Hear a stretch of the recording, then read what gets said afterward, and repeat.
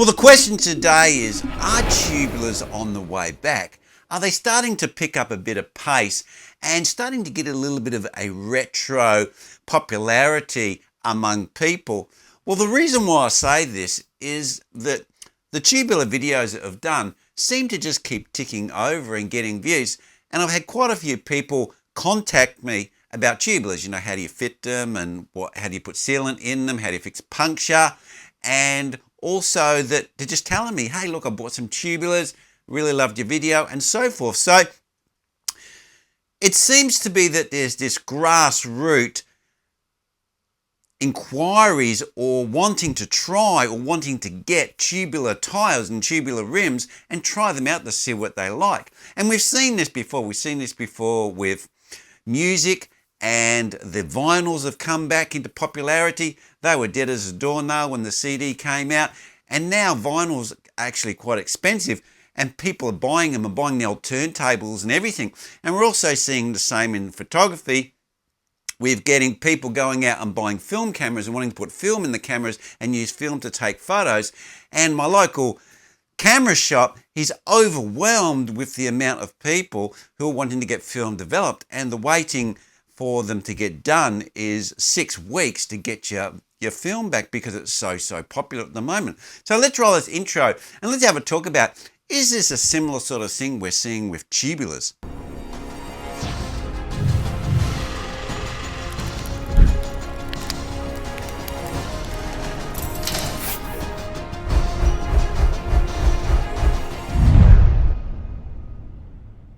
Well, tubulars have got a bit of an advantage at the moment, because when they were the main product or a popular product or ridden by the pros, if you wanted to get a tubular rim, they were very expensive, and the tyres are expensive, and they're a little bit hard to get. But now what's happened is because people are dumping or getting rid of these tubular rims, is you can pick them up really cheap second hand. You can get these beautiful carbon rims, and you can get them for like just a few $100s because no one can move them, no one wants them. So people are going, hey, look, you know, maybe I should give these a try. But they're a little bit apprehensive about how do you get a tyre, how do you fit it, and how do you fit punctures. And that's where I've come in. I've got quite a few inquiries about these tubular rims, and it's quite amazed me actually, because I really thought with the new tubeless technology and the inserts and everything like that, tubeless is starting to get fairly mature, and probably with the inserts in, probably hard to beat as far as puncture control goes.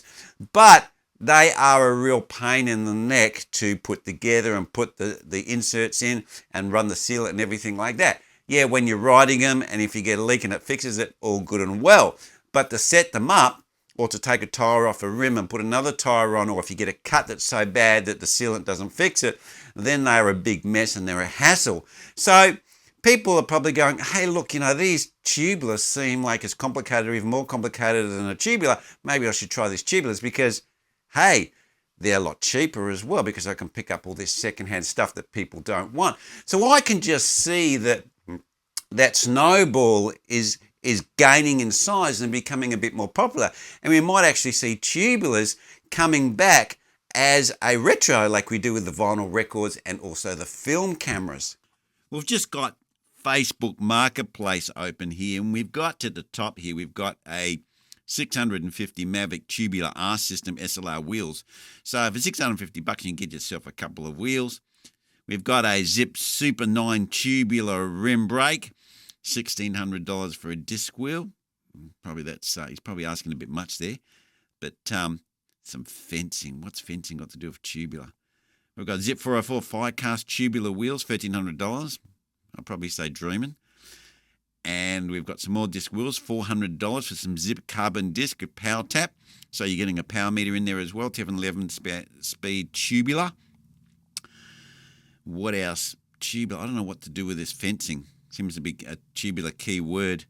Tubular bikes, that seems to be about it. I hear something else. 303 Zip tubular carbon wheels, $1,900. Dreaming. Completely dreaming. Zip Course 30 tubular cyclocross. Well, we're not really into cyclocross, not a cycling cross channel, but if you're into that, $600. Here we go, $1,600 Bora 135 tubular carbon wheels and accessories. Well, it's probably dreaming there. I wouldn't pay that much. I've got those wheels, but I've got the Bora Ultras. So yeah, and I would probably say that no way, no more than $1,000. But even then, I'd probably say $500-600 for those wheels. So that's it, guys. So you can get them around and you can negotiate. Some of these guys, their prices are a little bit unrealistic, but you can pick up. This is just perf that we're looking at here. So you can pick up some good bargains. So the question is, are tubulars making a comeback? And how do you get these tubulars and how do you try them out if you want to see what all this tubular hype is all about? Well, they do give a really nice ride. And there's a lot of advantage to tubulars. First of all, the ride is unbeatable. And that's because they're a complete system, a complete sewn up. So there's no hooks and there's a lot more of a chamber to flex and move rather than like a clincher or a tubulars, because a third of the tyre is missing, that casing's missing. So you have to make the hooks a lot stronger to fit on. That part has to be a lot more stronger. So the part that can actually move and flex is limited. Why they're going to wider tyres to get round of all of these issues that they've got with the tubeless tyres, lower pressures with the sealant, and also making them ride better because they need to put unflexible threads in the tyre so they don't come off the rim, especially with the hookless. So to do that, they're making them larger so they can get a bit more flex and a bit more comfort in the tyre. But a tubular doesn't have any of those problems because it's a whole concealed case. And the beauty with tubulars as well is their significantly lighter combination of rim tyre. So your wheels can be a lot lighter and you haven't got that part where you have to make a lot stronger for the hooks or the hookless to hold the tyre on. The tyre is actually glued on, so you don't need to have that strength in the carbon or the aluminium to hold that tyre on.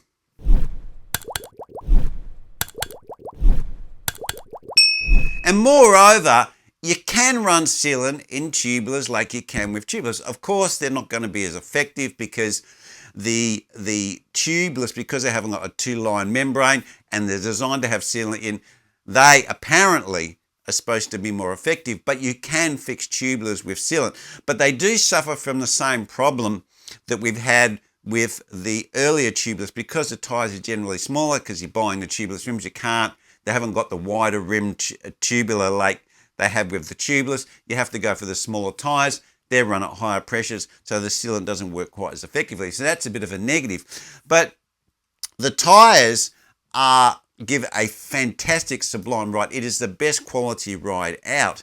And the other massive advantage is, in a pinch, you can ride flat on them, and that's why the pros like them. You can just keep riding. Okay, it just feels like you've got this wobbly piece of material on, but unlike a clincher, the tyre is stuck to the rim so it doesn't come off, so it protects the rim. And I actually have done this, but I was only riding about 5 kilometers an hour. The rim was perfectly fine, there was no damage, the tyre was trashed, but I rode probably about 4 or 5 k's home on a completely fat tubular. So you can get to places or get somewhere on a tubular even though the tyre's flat, because it doesn't come away from the tyre. So that's a huge safety appeal for those type of tyres, because unlike a clincher or a tubeless that can come away from the rim, especially if you're on the aluminium and bitumen don't give you any grip whatsoever, then with a tubular you still have a tyre on if you get a blowout or you get a flat.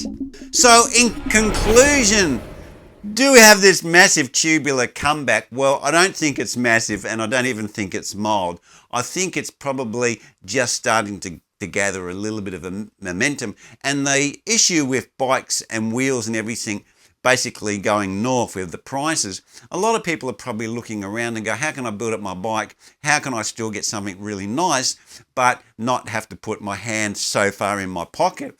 So what they do is they look around a second-hand market and they go, hey, look, what's that? That tubular, why is that so cheap? And then they go, oh, yeah, you have to stick the tyres and so forth. And they go, oh, maybe that can't be too hard. So they buy them and they give them a try.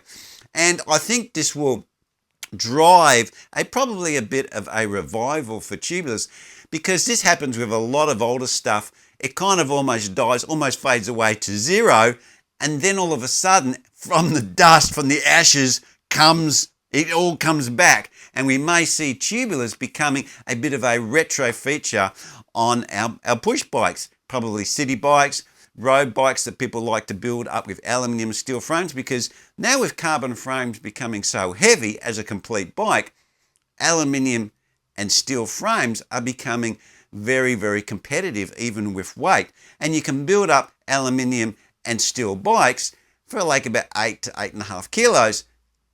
And that's not much heavier than these high-end carbon bikes that are worth $15,000 US. So I do think that people are going to start looking for options, because even if you probably could afford $15,000 US, it's kind of pretty hard to pry your little fingers open like this to get that money out of your hands. It just seems like an exorbitant amount of money to pay for a push bike. Well, anyway, guys, leave your comments down below. Do you think Tubulars could have a bit of a revival? And do you think that people asking questions, starting to watch some of these older videos that I've made, is an indication that maybe there's a little bit of traction happening with people going out there and dipping their toe and trying these Tubulars? Well, anyway, guys, that's where I'm going to leave it, and I'll see you next vid. Cheers.